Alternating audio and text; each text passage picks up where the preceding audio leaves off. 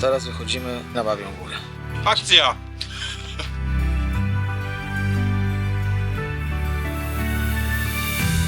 Parking pod punktem informacji turystycznej pełen.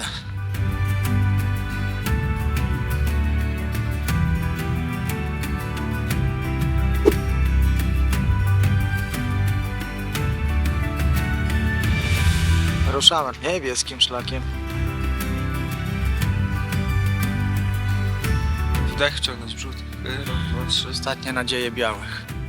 Bartyk i Grendel. Nad jeziorkiem. Z tego jeziorka to słabo co widać. Stach.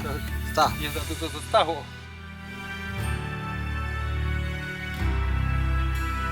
Chwila oddechu. Przerwa na kalorie. Co on kolega wyczytał? Babia Guła, godzina 15. Tłumy takie, które nas mijały, to szły z markowych szczawin.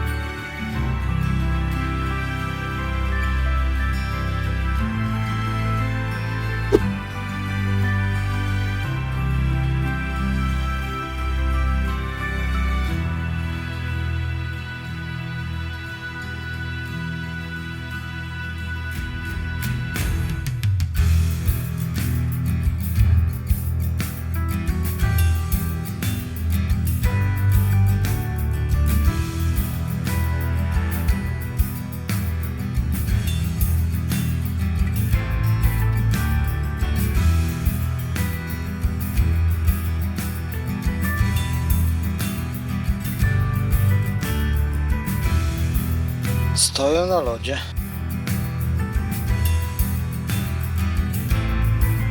Bartek jest tam.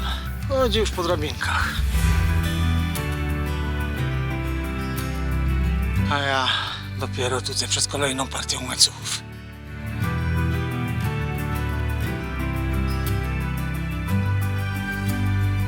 Były łańcuchy, są drabinki.